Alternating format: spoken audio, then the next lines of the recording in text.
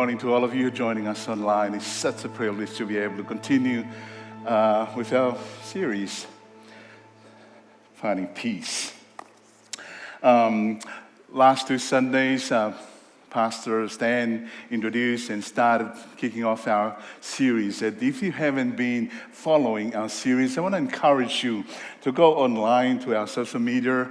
There's lots of platforms for you to be able to have a look so that you can keep in touch with the whole idea and the focus of our beautiful series, Finding Peace. So important that we keep tapping in to find that place in our heart, in our journey, particularly as people of God who believe in Jesus. And today I'll be speaking on what you've heard so far on this topic of do not worry, be happy. Don't worry, be happy. That's our topic for this morning. When Pastor Stan asked me to speak on this topic, he said to me, Pastor Inoke, you'll do well on this topic. And I said, why you say so? And he said, because you're just a man that seems to be happy all the time and don't seem to worry. And I said, really? You know, I've been worried all along because he spoke on anxiety. And here I am speaking on worry. Of course, there is that overlapping aspect of worry in both. But what am I going to say anymore? Because it has been beautifully spoke about by Stan. But the moment he said, you'll do this well because you're just a happy man, you never worry. You know, that worry just dropped immediately. Because what I'm going to talk about this morning, it's about my life experience. And if that is all you're going to hear from me today, then you are listening to the best thing this morning. And if you want to, know a little bit more about how to experience what it means to be happy, then you need to go and live in Tonga for at least 1 month. Because Tongan people are happy people. You know, in Tonga, when Jesus spoke of the passage that we read in the gospel, when he talked about, therefore I tell you, do not worry about what you eat, what you drink, what you wear, because tomorrow will worry about itself. The Tongan people know what that means. If you don't have anything to eat, all the entire neighbors have plenty of food to share. You know, if the hurricane come and take the roof of the house or take the house, within a couple of weeks you have a new house starting. You know, people just go and grab branches and build a house and coconut leaves and there's a roof and you got a house and you continue with life. You know, if you rock up on a Sunday and you're 30 minutes late, it doesn't matter. Time is only a suggestion. And if you're driving down the road and 10 kilometers per hour, sometimes 5, and you see a friend, you just stop by in the middle of the road, wind down the window, and you chat. Everyone's happy. No one cares. So in the next, next year, I'll be taking 20 unhappy people. And if you want to sign up to come with me to go and stay for 1 month, we got 1, 2, we got 3. Sign up, otherwise you don't want to miss that opportunity next year. We worry because life is difficult. We worry because sometimes bad things happen. We worry about our daily provision, our job, our future, the future of our children. We worry about life and death, our health, our personal relationship, our finances. You know what? Worry is an epidemic that is sweeping across our nations. And it's affecting many lives, and in most cases, they are unknown. And the fact is, those hidden realities can only often be known not through stats and data, but through personal encounter with people. Pastor Stan started a series with talking about reality, about anxiety and fear, and today I'm speaking on worry. But you might ask the question, is there any differences between the two? Let me give you a rundown of the differences to make a point of where I'm going to head with my sermon this morning, the direction where I want to go. Here's the distinction between the two. Worry resides in the mind, and anxiety affects the mind and the body. It's worry focused on specific, small little things, specific things that you worry about, and it's usually happen right now, right then. Anxiety is the bigger things, and it's more general things that you care about and worry about. Worry grounded in reality, what you see, what you hear, what you touch, and what you feel right there. Whereas anxiety is about catastrophic thinking. When you think about big things is going to happen, it's more catastrophic. And the more the catastrophe, the bigger the gap where anxiety and reality hits. Worry is more temporary. You worry today, you're okay tomorrow. You worry the next day, it comes and goes. Whereas anxiety, we know, is prolonged for a period of time. Its normal functions doesn't often affect our health, whereas anxiety, it affects us in many ways. Worry and anxiety. Now, when you look at this comparison, highlight the list. When you look at it on your right, it seems like that anxiety is more a severe form of worry. That when you worry, and you keep on worrying, you get to that place where it's becoming more severe to the point that we get diagnosed, we get medicated, and we end up being hospitalized in that category. And in that stage, when we consider that, any approach to try and help, any service that deal with this, it's usually in a form of intervention. So if you understand about the whole concept of health, interventions, when you intervene with somebody who's already got the health of being diagnosed and have a severe conditions, and whether it's a psychologist, the medical doctor, or whoever providing services, you intervene. So that's an intervention. Here, and we just finished 8 weeks of Fresh Hope for Mental Health sessions. We did 8 weeks, and we consistently committed to that 8 weeks and just finished last week. We had people who came forward who were diagnosed. Some were not as diagnosed, but recognized there is something in their health that they're interested in looking at the health, fresh hope in our sessions. We have loved ones who care for the diagnosed person. And in that 8 weeks, when it got to the end, we experienced some kind of recovery, we experienced healing, we experienced peace, and we experienced support within the group. And as we come towards the end, we are just grieved because we know it's coming towards the end. We thoroughly got encouraged, and we joined that meeting, and the purpose and the impact make a difference to pretty much everyone in the group. We're going to continue to meet, but in a different way. So next year, we're going to continue to roll out our Fresh Hope for Mental Health sessions. And if you're interested, go online and sign up. After the service, come and see me, or at the newcomer's desk, the desk out there, you can sign up. That's for next year. But notice that is an intervention. And right on this side here, we focus on the other side of the coin, which is more on prevention, which is going to be our emphasis this morning.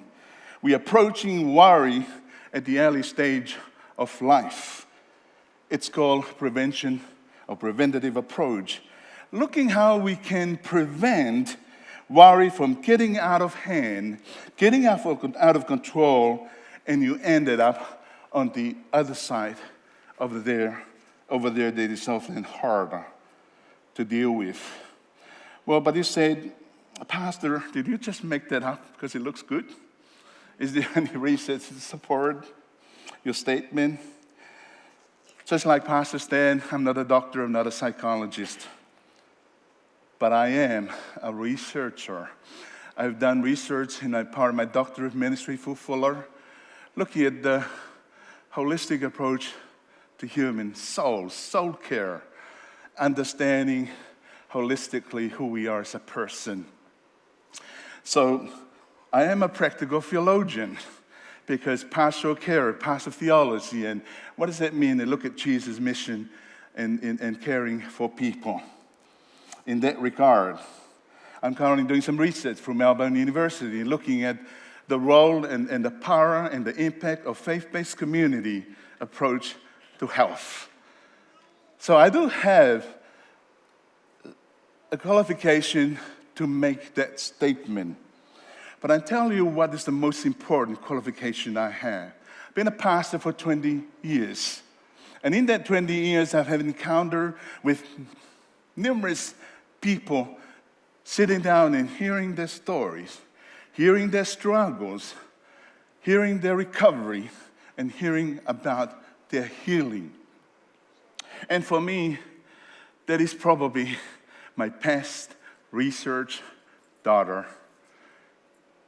Because I know, being in a research field, I know how reliable data can be.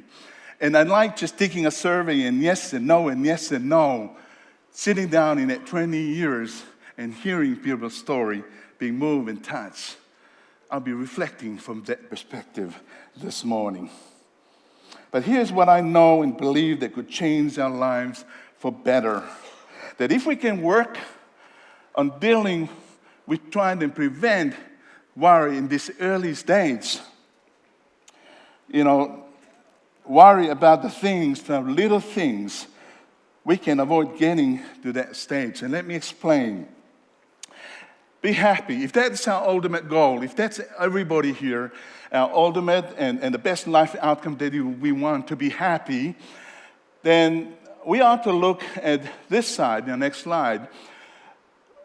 We look at the ultimate reason and best contributor that will help us to deal with happiness better, but just don't worry. There's no rocket science. And if that's all you hear today and you go, just don't worry, and then you'll be happy. It's that simple. We can all go home now.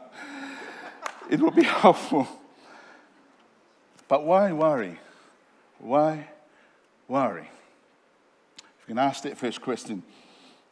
Well, here's what I know to be one of the big factor and contributor to us worry. A place in our lives where worry often born. It's what I call discontentment. Discontentment. What is discontentment? Well, here's discontentment. It's an unhappiness caused by the failure of one's hopes, desires, and expectations. We know that. It's also defined that discontentment is a longing for something better than a present situation. I will only be happy if my situation changes for the better, then I'll experience that happiness. So, in saying that, let me put this into a proper equation to help you understand. If unhappiness is the things that we struggle with in life, and if it comes from being anxious about things, and if worry lead us to the place of anxiety, then we have to look at that contributor called discontentment. So, in order to understand what that means, and say the concept, well, I'm going to share 3 testimony, only 3. And I just want you to bear with me because you've heard these testimony before, maybe 2 of them, and then there'll be a 3rd testimony. Because these testimony will explain what I'm on about this morning. And the first guy that we're going to listen to is the Apostle Paul. Now, if you are new, if you're still learning about Christianity, and if you are new to the Bible, let me just give you a really brief background to understand about this guy, Paul, that we find in the Bible. The Apostle Paul, he was in prison. He was in prison as an evildoer. He was persecuted for standing up for faith. He was threatened. He was stoned. He was grieving for the loss of friends. He was beaten with rods and imprisoned in Philippi. That we're going to look at that text. Lacking resources and finances. He didn't have much. He had poor health and close to death. Here is Paul. This is Paul that we know in the Bible. And through it all, Paul became a better man that you and I know. If you've been long enough to understand the epistle and all what Paul has done for the church, he became the better man because through it all, he learned the secret of contentment. Then we're going to look at this passage here. If you look back and see Stan's sermon, he was talking about this passage, Philippians 4. Earlier part, it says, do not be anxious. And then later, in verse 10 to 13, he said, do not worry. But he explained it this way. So it must be so important to Paul. He explained it this way. And I want you to note some of the emphasis of Paul's life and his testimony. I rejoice greatly. Remember I spoke to you all about Paul, what he experienced? He come to that point that in spite of it all, I rejoice greatly. You know, talking about them concerning for him. And he say, I'm not saying this because I am in need. He acknowledged that. But he said, I have learned.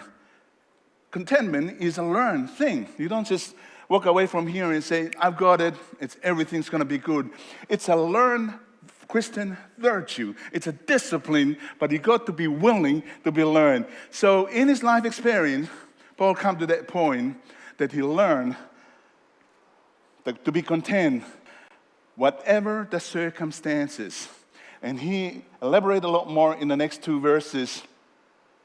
He said, I know. He repeated a number of times, I know what does it mean to be in need. I know that is to have, what is it to be plenty. I have learned the secret of being contentment. And in every situation. He didn't say just some. He said in every situation, whether well-fed or hungry, just an example of what he experienced at the time in the context, what he was saying this. And he said, I can do all of it. What did he do? He did contentment. Through his power, for the things that people tell him. No, he do it all. He learned and he has to live it. And he find that renewed strength in him. And his God. And there was the strength. There was the strength. You know, some often mistaken that text out of context and used to reinforce this kind of triumphalist or super Christian mentality instead of seeing that the strength of Jesus in his ability to be content when he did suffer in need. I think that's enough. You can understand his testimony. The second testimony, I want to jump back to Old Testament, King Solomon. If you're not familiar, go and read today Ecclesiastes book, because this is Solomon's personal testimony, all packed in there. And in chapter 1 alone, once you enter into chapter 1, verse 1, he said this in later, I have seen all the things that are done under the sun, and all of them, he didn't say some, but he said all of them are meaningless, vanity, useless. And it doesn't mean that everything in this world has no value. But when he looked from a big picture, he's someone who has power, he's someone who has authority, who has the fame, who has the riches, he's probably the good-looking and strongest man in town at the time. He was the king. And in all of that, and he's the wisest person beside Jesus. He had the wisdom. And despite all of that, he come to that point, probably like Paul. All is meaningless. Because he come to describe it this way: what is crooked cannot be straightened. What is lacking cannot be counted. What he's referring to is what is crooked that cannot be straightened, and we worry and we stay worrying until something is straightened up. And not only take hours, it becomes days and weeks and months and years because it hasn't straightened up. But we worried and worried. What's lacking cannot be counted, and we worry that until we have them, we'll never be content. And Solomon, who have it all, he said, these are all wearisome and meaningless. Nothing important anymore. And then we come to the third testimony. Just two simple biblical stories. And then we come to the third, Elvis Presley.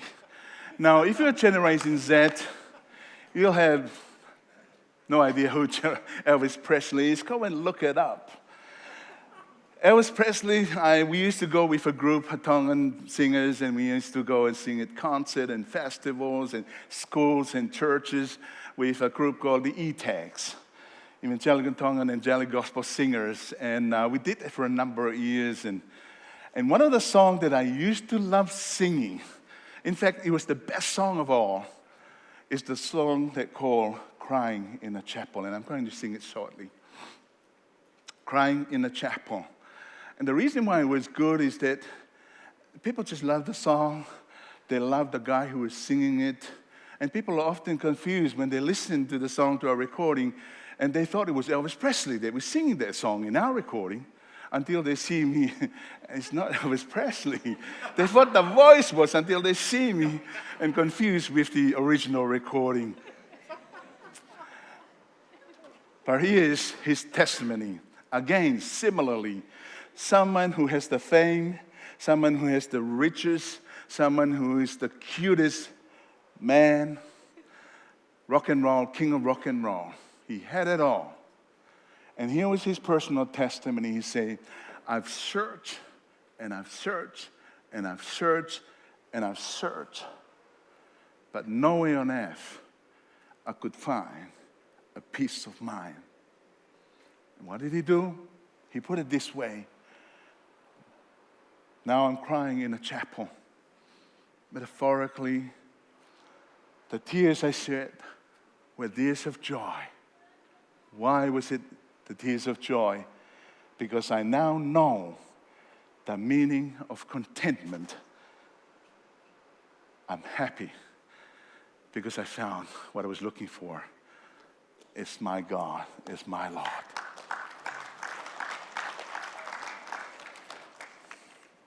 I did say I was singing it, but I'm sorry, I'm getting old now. I don't sing. I used to 35, 60 years ago.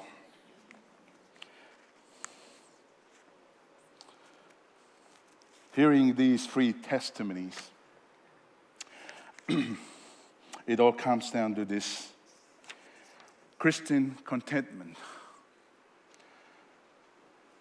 means, don't worry. Christian contentment produces godly satisfaction. Don't worry simply means contentment. And the fruit of Christian contentment is godly satisfactions. That's what it means to be happy. But there's a mistake that people often make, and it's this. Some think that contentment is sitting back and doing nothing. And the scientific term used to describe that kind of mentality is a new recent discovery term called, does anybody know? It's called lazy. Have you heard of that term before? It's simply lazy. Let me explain. Contentment is a choice. It's choosing to accept the circumstances, especially if the situation doesn't change. It doesn't change and you are at peace with it. Ambition is really about it's a choice not to be lazy and continue living as if there is no need for change, but a choice to go about and go above and go beyond and move beyond contentment with a desire to grow. Let me explain. I'm not as good looking as Justin, nice, and I admit and I confess, you love that. I am not as healthy. If we run a race, I think he'll be just a little bit ahead of me, but I'm not going to beat him.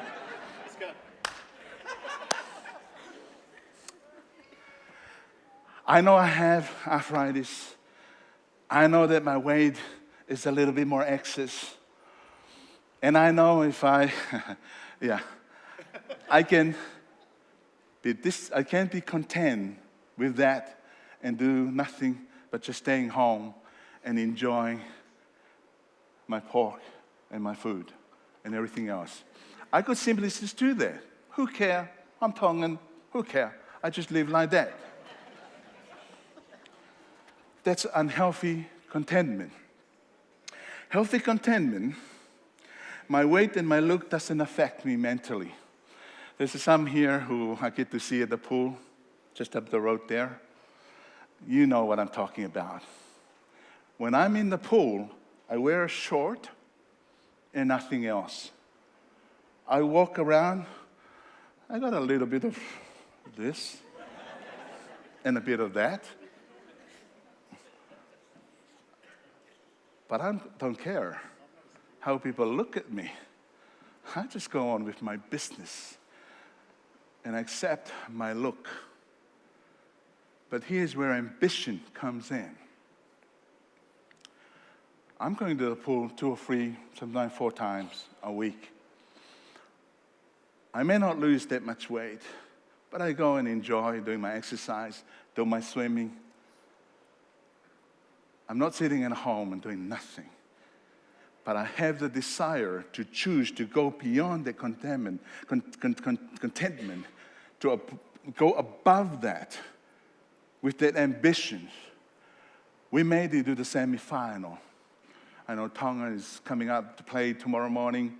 When they ask about starting slowly, the coach say, it's okay, we win big, but the semifinal is yet to come. Lifting the glory is yet to come. We're still going to have to work harder to get to that place. To build some body strength, to get healthy, to enjoy social connection. I do that every week because I have the ambition to keep working on my health. We make the mistake of being content as a way of giving up and have no desire for change. An excuse to be lazy and not trying to do something about it. In closing, I just want to leave you with this challenge. Maybe some of you are not happy, you're not satisfied. You've been anxious about things, you are not content with your life, your finances, your work, your marriage, your ministry, and its impact your life, that you can't think straight, can't sleep at night, can't get things done. Think about what Jesus said. He said, can any one of you, by worrying, add an extra hour? Well, if I can do that, I'll hold, when I get to 9 o'clock in the morning, I'll hold the clock to stay at 9 o'clock until I finish worrying before 9 o'clock kick off on the next day. Can anyone do that? Then why are you staying worrying? I want to leave this challenge for you to think about it, to pray about it this morning, and when you're ready, to respond. Can any one of you, by worrying, add a single hour to your life? And if your answer is yes, you don't need to respond. But if your answer is no, then I want you to make a decision today to work on preventing the other side of the coin, to preventing worry. from getting caught, to prevent your life from getting caught in worry and anxiety, letting it control your life, robbing the joy of the Lord that we've been singing at the start. I want you to take a moment just to sit with that question, and then I'll ask you to read this response on the screen quietly in your heart, and then we're going to read together.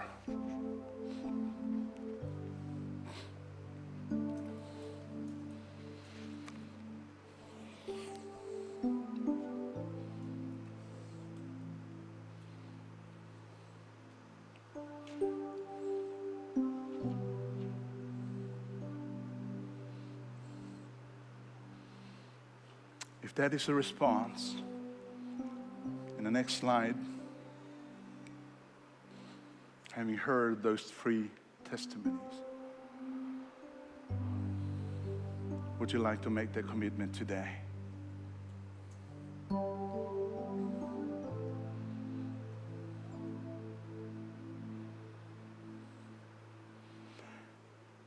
If you say no to that question, then you cannot add 1 hour. I want you to read with me. Go back to the previous slide. Just read with me. Let's read together. I admit that I have been so discontented with life, at times unhappy and wanting more and better for my own sake. After hearing the testimonies today, I therefore choose to learn the secret of contentment and apply it to my life, regardless of my situation.